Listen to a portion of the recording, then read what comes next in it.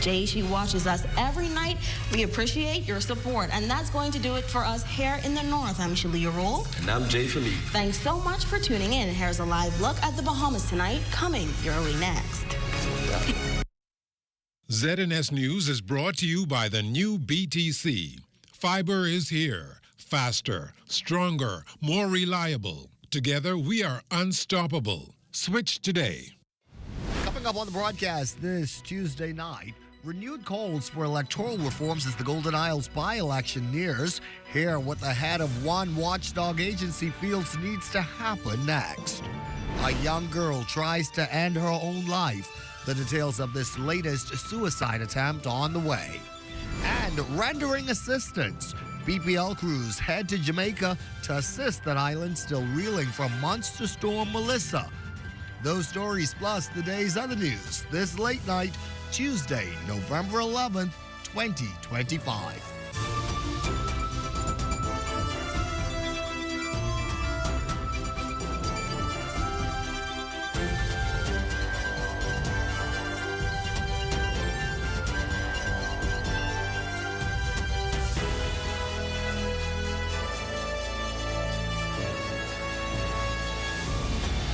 The Bahamas tonight at 11. The final word starts now. And it is good to have you with us this late night. I'm Corbell Pfeiffer. As the election season approaches, the conversation around electoral reform is once again in the spotlight. While government has made some strides toward modernizing the system, questions remain about the pace of change and public trust in the process. To start us off at 11, Leah Cooper. With the Golden Isles constituency by-election 2 weeks away, promised electoral reforms by several administrations remain unfulfilled. Measures such as term limits, campaign finance reform, and anti-corruption laws have been implemented while some remain unaddressed. But Executive Chairman of the Organization for Responsible Governance, Matt Aubrey, notes while some things remain unaddressed, some progress is being made. The change that we just saw in the passing of the Data Protection Act by the House, as well as some of the data privacy components and the parliamentary services change, those have all led up to showing some bits of reform of the electoral system here in the Bahamas. Several months ago, government passed changes to the Parliamentary Registration Act, setting the stage for the Data Protection Act, which paves the way for a modernized biometric voting system. Aubrey says this is a step in the right direction, but expresses concern for the card's phased rollout. When we're so close to an election, it creates a lot of gaps in knowledge and understanding of what that means. There's going to be concern about a new document that folks will be utilizing, what the implications of that, and what the recommendations in research are is to take time. He adds that his organization has often spoke on the importance of building public trust and transparency in the system. But more importantly, we think one of the things that is really crucial is having transparency around who is supporting the campaigns, so that folks would understand who are the campaigns and the parties representing across the board. It creates a level of transparency that then results in more trust in a system that facilitates people believing they want to participate in something more. The last general election saw the lowest voter turnout seen in modern history, with just 65% showing up at the polls. That's a 20% decrease compared to the previous election. For the Bahamas Tonight, I'm Leah Cooper. Our thanks to you, Leah. Meantime, the Bahamas Constitution Party is renewing its call for comprehensive electoral reform and the creation of an independent electoral commission. In a statement, Chief Servant Leader S. Ali McIntosh reaffirmed the party's long-standing advocacy for fairer elections, campaign finance transparency, and equal access to national media for all political movements. The party says it was its 2012 invitation that first brought international election observers from the Commonwealth, OAS, and CARICOM to the Bahamas, a practice that has continued every election since. The BCP notes that observer reports have repeatedly echoed its call for electoral modernization and stronger democratic safeguards. McIntosh says the party will continue pressing for reforms that strengthen public confidence and level the playing field for smaller political organizations. Golden Isles business owners patiently waiting to meet their next Member of Parliament in about 2 weeks. Manager of the Southwest Diner, Lavandra Colbrook, believes some serious attention must be placed on infrastructural upgrades in that area. The drainage for the outside parking lot, it's really flooded at times. I would like that to be fixed. And some of the roads on the Golden Isles area. Local medical professionals maintain that value-added tax should not be added on medication because in some cases it's barely affordable without the extra fees. Immediate past president of the Bahamas Pharmaceutical Association, Shantia Heald McBride, is pushing even harder for this plea to be heard as the association acknowledges Bahamas Pharmaceutical Week, November 9th through the 16th. As you know, before there was 0% VAT on medication, which we all loved economically. Then we moved to different ranges. We have been advocating once again for the 0% on medication just because it would help our economy, our patients who are in need of medication. And during that time, we added chemo drugs for those persons that have cancer. We also added chronic kidney disease medication, because those two illnesses are a main concern for patients here just due to the cost of their medications. In the meantime, though, BPA Education Committee member Mimi Roberts assures that the National Prescription Drug Plan has been a godsend for patients. They only knew how much they save and how much the government has spent. You know, like one eye drop could be about $50 in private. And so some patients get 2 of those a month, you know? And so that's just one way. And there, I would say about a third of the patients that come in here. A third of every pharmacy is patient. Would be prescription drug the NIB drug plan, which she's alerted to, and we'll be transitioning into the National Health Drug Plan eventually. Also here at 11, a 7-member team from Bahamas Power and Light is on the ground in Jamaica tonight, assisting with the massive recovery efforts underway on that island following the devastation caused by Category 5 Hurricane Melissa nearly 2 weeks ago. The team is expected to be in Jamaica for about 4 weeks and will help to restore power to thousands of residents left without electricity after that powerful storm made landfall. The hurricane reportedly left behind $8 billion in damage, destroying towns, roads, hospitals, and critical infrastructure. We spoke to some of the team members at the Lyndon Pindling International Airport yesterday ahead of their departure to Jamaica. A part of Carolet, we are going to assist in restoration for distribution, getting the main facilities in tip-top shape because, you know, they've been devastated by the storm. So power is one of the essential things that is necessary for anybody in any country. So we feel it's an integral part of what we're doing. We're going to be assisting them and giving service from the Bahamas Power and Light. We're going out to help our brothers, and we're going to do our best and utmost. And usually, like I said, lineman is a brotherhood, so we're going to build relations, and we're going to keep an open mind and adjust and work and do our best to the best of the reputation of the corporation. We're feeling kind of excited in a way. You know, we're going on there, we don't know what to expect, but when we go, we just will do our best.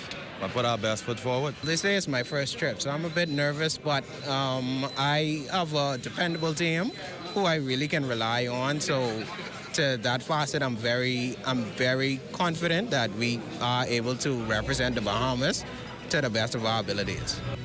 There are still lots to get to this late night. When we come back, empowering men for a more productive life. You're watching the Bahamas Tonight at 11. There's more after the break. Imagine a world where every brand knows your name and every store awaits your arrival. Elite shopping, travel where luxury is a lifestyle and every journey feels like home. Dine where every flavor is just for you, every table reserved, and every moment a taste of perfection. Make every big moment even bigger. Experience banking where wealth isn't just managed, it's maximized. Step into a world without limits. Commonwealth Bank, leader in personal banking services. Honey barbecue, sweet and spicy, all new. Signature hot wings. What's your flavor? Roasted garlic parmesan, tastes so good, chicken. Ghost pepper wings. Now available at Popeyes in Nassau.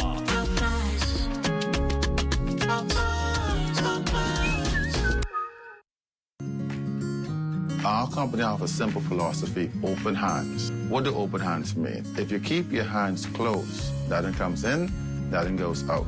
If you keep your hands open, a lot of things comes in, a lot of things goes out. We cannot expect to be a successful company without blessing our community and blessing our country. My good friend and valued client, Dominic Stirrup, approached me following a meeting we had and told me of the idea that he had of feeding 10,000 Bahamians on Thanksgiving. There was a lot of details to put together, had to figure out how to get it done. But at the end, it was worth it. At the end, it gave me a heart of gratitude to know that our company is reaching out to so many persons. We invite you on a journey to witness an extraordinary chapter in the story of the Bahamas Striping Group of Companies, a tale of compassion, unity, and the true spirit of Thanksgiving.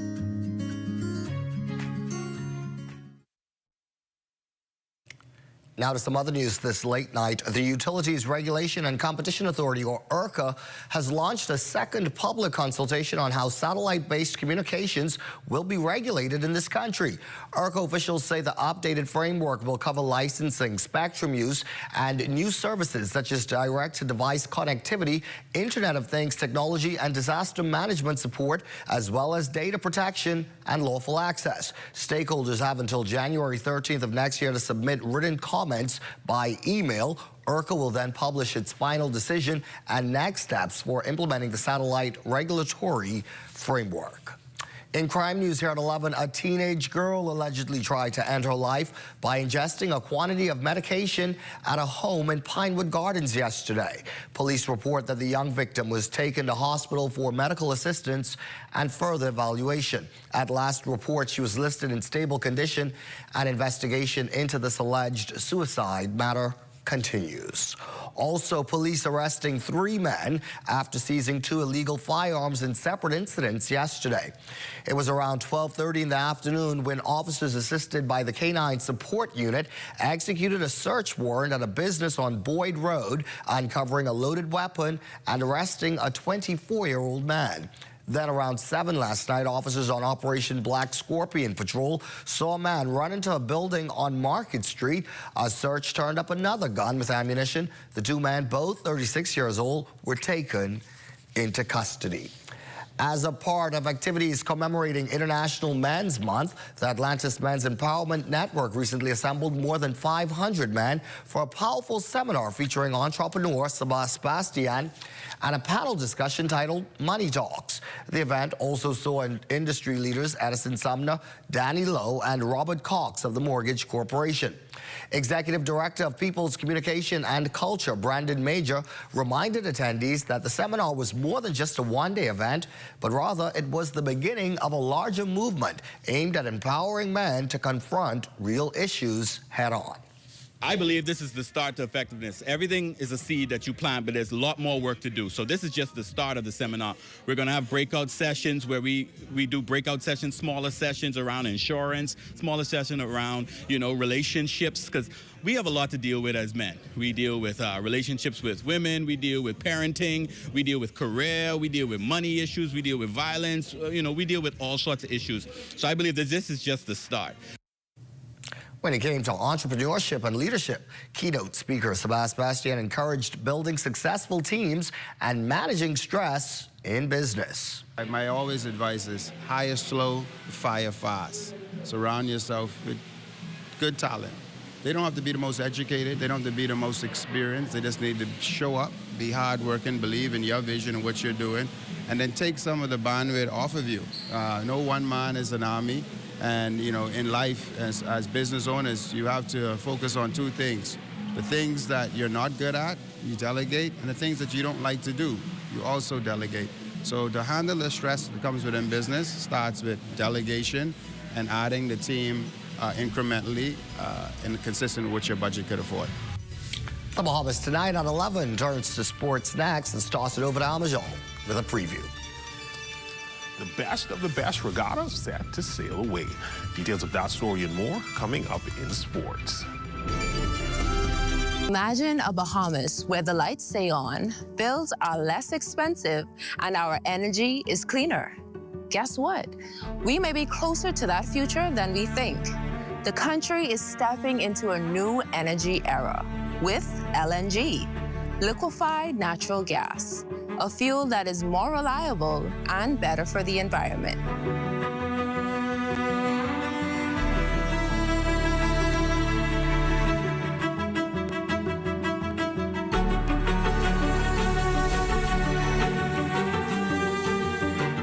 So LNG stands for liquefied natural gas, and it's basically almost like a transitional form of fuel, I should say, that allows us to move towards more renewables being incorporated in our energy mix as it stands right now. One of the benefits of it is, like I'm sure everybody knows, it's more environmentally friendly. You have clean emissions to it. Another aspect of that is it gives us more flexibility and reliability for our electrical grid, as well as allows us to have more energy security based on the fact that you have more options available as opposed to being dependent on one fuel type or one particular supplier. The process of adding LNG to the mix is set to be implemented first at the New Providence Clifton Pier Power Station.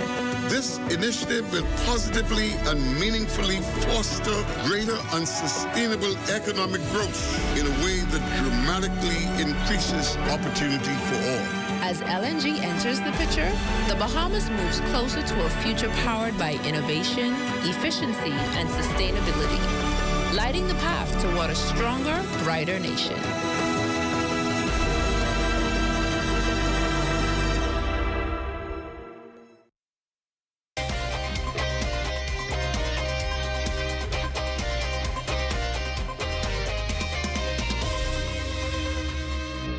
Welcome to your Tuesday Sports Check, everyone. I'm Amajal Knowles, topping sports. December is quickly approaching, and with that, the culmination of the annual sailing calendar with the best of the best regatta set to sail away at the Montague foreshore December 4th through the 7th. Stakeholders yesterday assembling at Montague to officially build up hype for the event and promising that this year will be as big as ever. Beyond the sails and the races, the best of the best regatta is also a remarkable showcase of Bahamian cuisine, artistry, and entertainment. Attendees can look forward to the finest offerings from our talented artisans and can indulge in the rich flavors of our Bahamian food. And to elevate our experience, we are thrilled to have live performances from some of our top Bahamian artists, making this regatta an unforgettable celebration of our culture. This promises to be by far the biggest fleet of boats we had in the best, participating in the best of the best, by far. And I must say, too, I am so proud of the work that the various sailing clubs are doing with the young people in our community in sailing. We have Mr. Dallas Knowles, who has a very vibrant sailing program going in the summer. Then we have Cameron Knowles and his supporting cast with a very vibrant sailing club going in Long Island. And now, even more importantly, I don't know if I say more importantly, but we now have Mr. Dwayne Higgins, who has now introduced sloop sailing to the schools in New Providence. Organizers also announcing that funds were distributed for a very worthy cause as the Department of Local Government presented two separate checks of $2,500 to the Cancer Society of the Bahamas, as well as the Sister to Sister Support Group. More from the press conference in tomorrow's Sportscast. Switching gears, over in the north, the Grand Bahama Games continuing to roll on. Action now shifting over to the pitch where soccer takes center stage on their lineup. Our Northern Services Jay Philippe catches us up on opening night.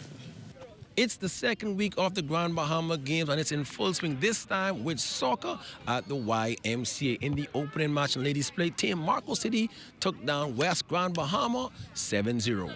It was a really good game. We were able to work cohesively.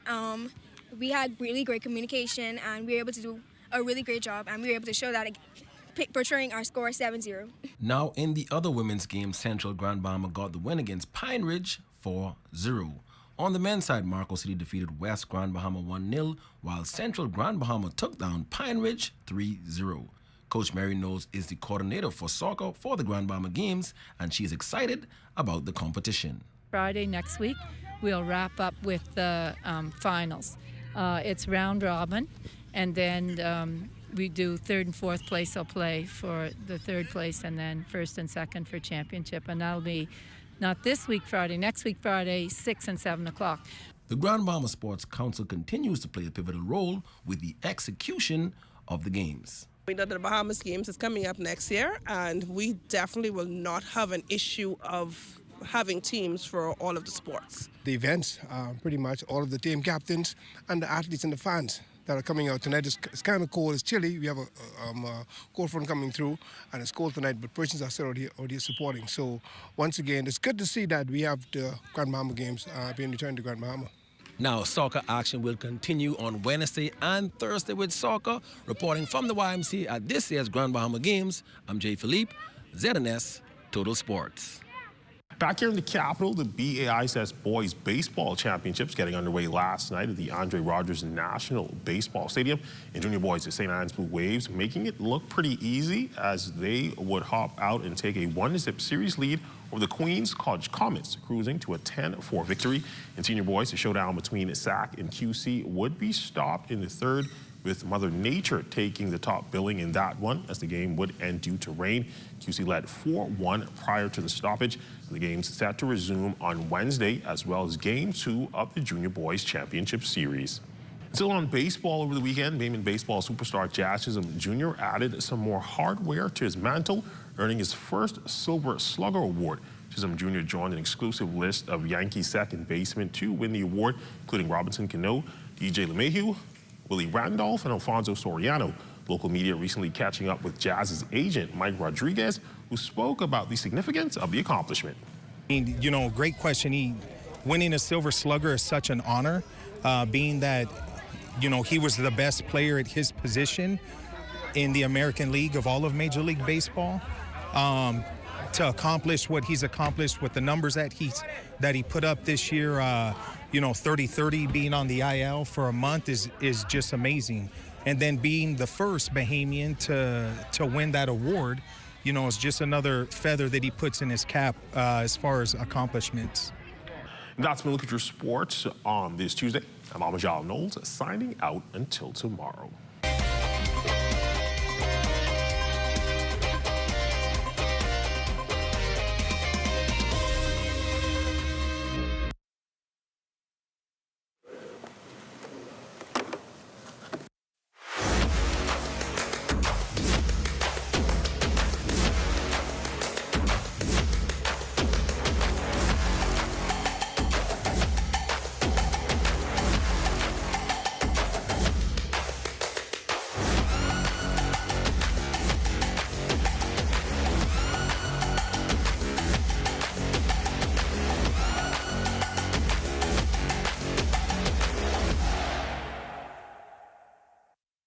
Your home is your sanctuary. The last thing you need to worry about is rodents. Once they enter your property, they can be tough to get out. If you're concerned about rodents, call Rent-A-Kill Initial. We offer the latest, most effective treatment for safe, fast, and long-lasting results. From prevention to elimination, our integrated approach guarantees protection. For rodent control you can trust, there's only one name in the Bahamas: Rent-A-Kill Initial. Things may be tough, but Wendy's got you covered. Grab a day single or chicken sandwich with a junior fries and 16-ounce beverage for just $6.95. Why choose less from the other guys when you can get more? At Wendy's, we're providing bigger bites and better deals.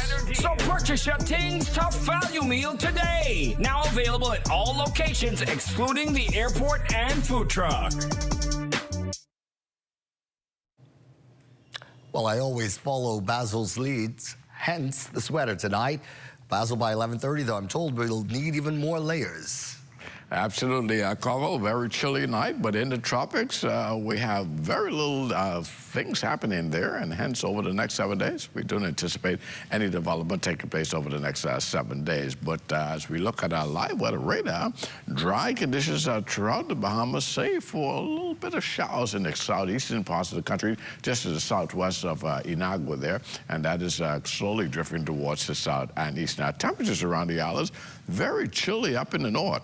Marshall already at 66 degrees, 61 in Green Toll Key and in Freeport, Grand Bahama. The Berry Islands at 68 also in Alistown, Bimini, 69 degrees in Harbor Island, Roxanne, Eleuthera, 69 degrees.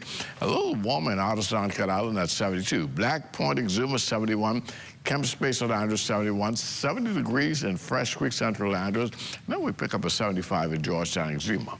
Rim Key, Anson, Salvador, 72 degrees. In Ragged Island, Clarence, Long Island, and Crooked Island, 77. And then we get into some 79s in Betsy Bay, Miguana, and Acklins. Machitani, Nagua, 82, and the Turks and Caicos Islands also at 82 degrees. Now, your forecast tonight, this is how things are going to shape up for you. We're going to continue to have some low-level stratiform-type clouds, still very breezy, with a low temperature of 67 degrees. And with that breezy condition, it will feel a lot chillier than that 67 degrees. And then tomorrow, partly sunny, very windy, 75 degrees for high temperature tomorrow. Today, we got up only to 70 degrees for high temperature. And your extended weather forecast looking like this. A slight warming trend will continue over the next couple of days, but by the weekend, we'll get you back into the 80s, and that will continue into the early part of next week. But the nighttime temperatures, they're going to remain pretty much very comfortable in the upper 60s to low 70s over the next 7 days. Carmel? I will be keeping my eyes out for boots and fur tomorrow, Basil. Thank you very much. And thank you for staying up with us. I'm Corbell Pyfrom. And for all of us, take care, be well. And remember, we'll be looking to see you again right back here tomorrow evening. Good night.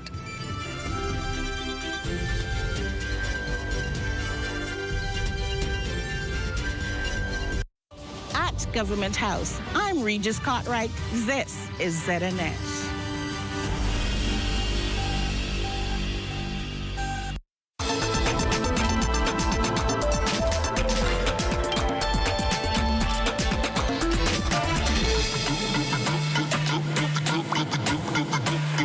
Exciting events just keep on coming.